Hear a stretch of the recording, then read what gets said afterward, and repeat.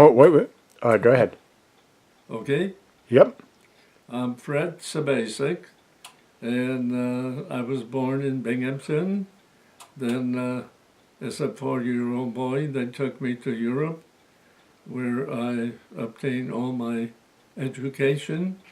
I graduated in 1936, and the primary background was in the milk and cheese industry, and we were being trained to operate co-op uh, operations, which were owned by the farmers, and and we have subjects as far as the history of milk, also the current developments, production of various cheeses, but production also of butter and um, yogurt, which was way back in the 30s.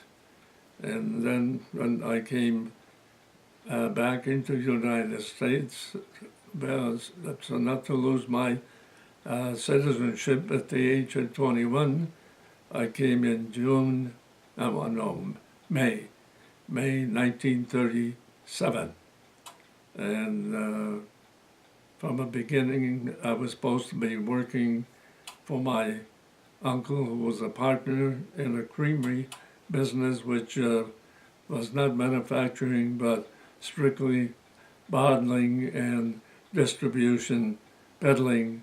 So, and then the butter they were buying, and and I found out that when I came here, that my uncle and his partner didn't agree over me working for them.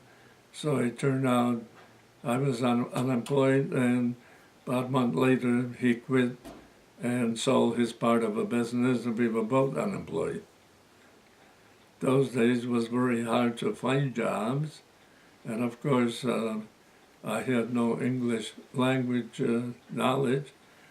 I started just a few words, so I could say hello taxi and please take me to 121 Hayes Avenue in Endicott, New York, and otherwise I have very limited.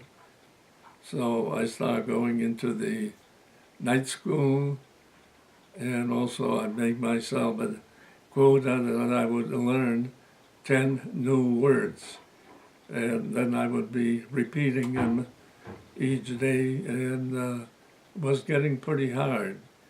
And then, of course, everybody on a bus, you hear people talking and certain words keeping repeating, and I always travel with my dictionary. So I tried to do as much as I could, and realized without a knowledge of a language, my education wasn't worth anything. And those days, most of the boys and girls that I met here, and they were of the Czechoslovak background, very few had a higher education. Most of it, they were high school graduate. Should I continue? Yeah, that interests me. So, why do you think higher education? Who instilled that importance for you? My parents, they stressed education and always said that's one thing, nobody can take that away from you. You might lose possessions and other things, but nobody can take your education unless there's some mental problem that you would lose it under it. So he was always stressed, get higher education. Okay. Question: do you want to talk about your time in Europe first, or do you want to talk about your parents first? Well, will mention both. My father was an apprentice in the for tailor, and that was a 3-year deal. So 2 years he spent in in his hometown in Moravia, Oswiecim money, and then in 1899, at the age of 16, he went to Vienna to complete his apprenticeship and then be hired as a trained tailor. While he was in there, he also started working on the military uniforms, and the Austrian-Hungary soldiers were known with very flashy uniforms.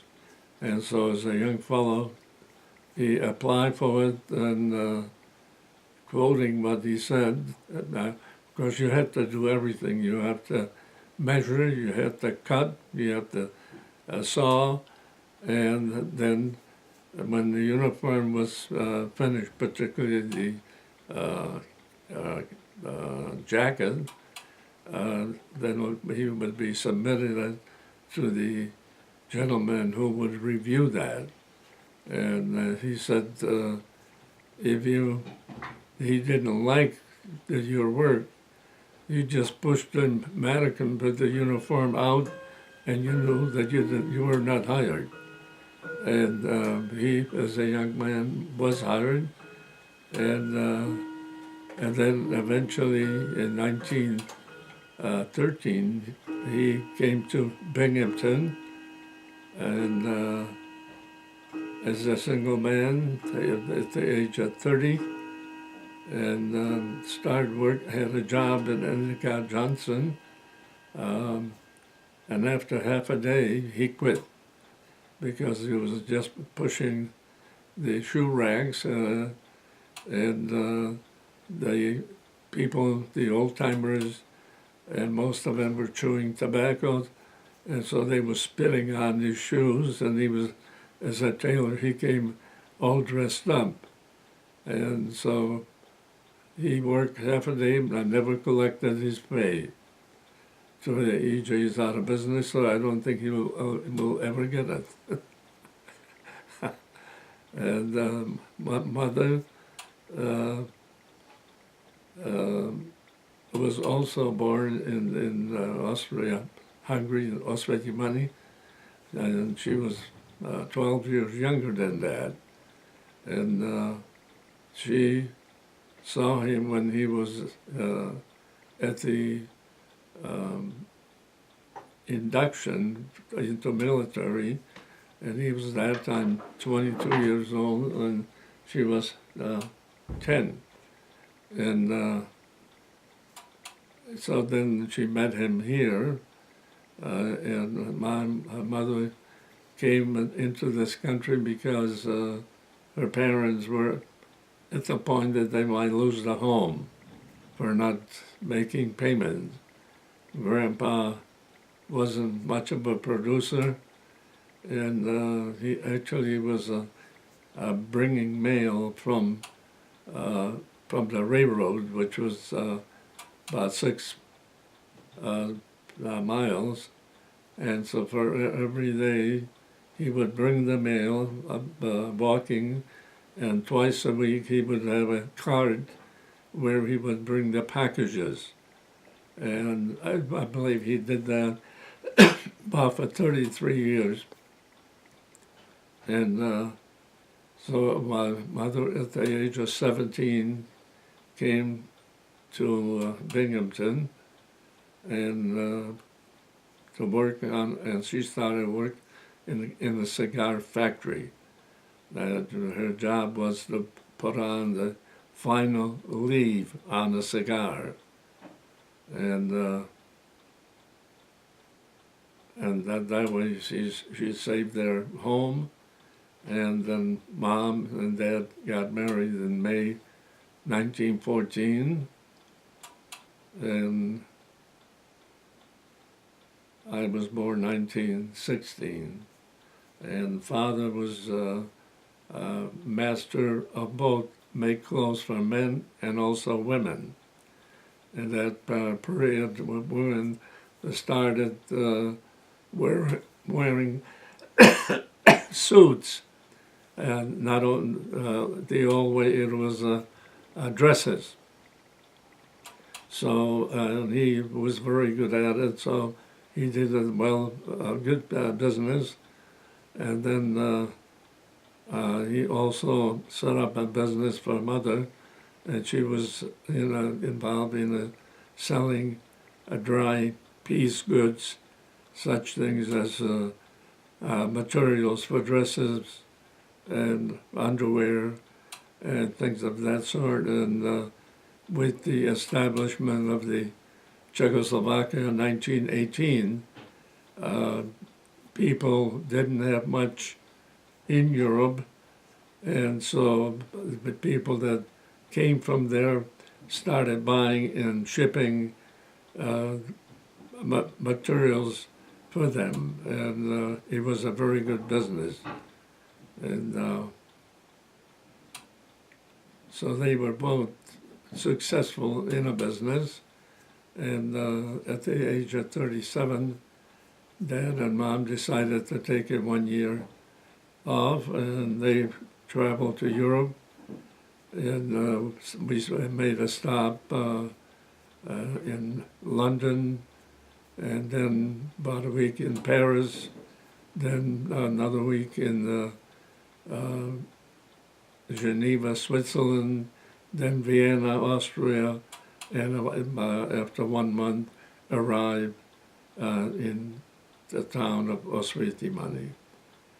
And Dad, with the idea, they thought they would go back because they did not sell the business, but they had people running it for them.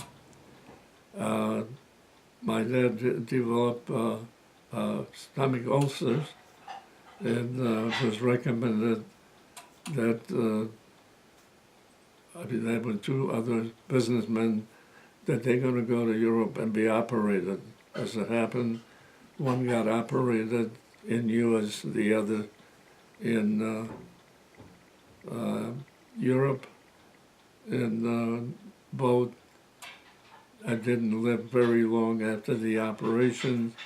My dad did not have the operation and lived 36 years since they arrived.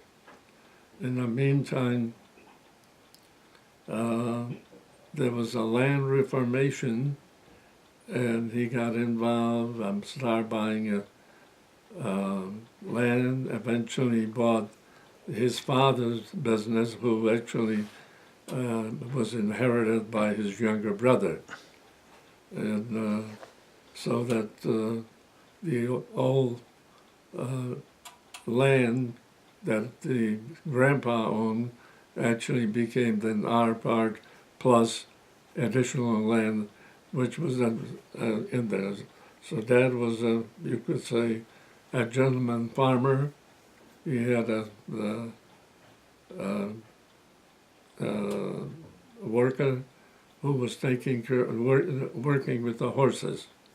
And so that when that was other jobs, not on a farm, and he had in there, so they also employed for logging or hauling stones, crushed stone, which was being used on the roads.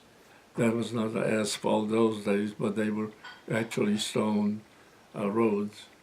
And so he has developed, and they enjoyed very much. And as I mentioned, I came here in '37 because I couldn't get a job in Europe. It was during the Depression, and as it turned out, I couldn't find a job in the United States either. Do you want some water? Well, now you ask questions. Yeah, hold on.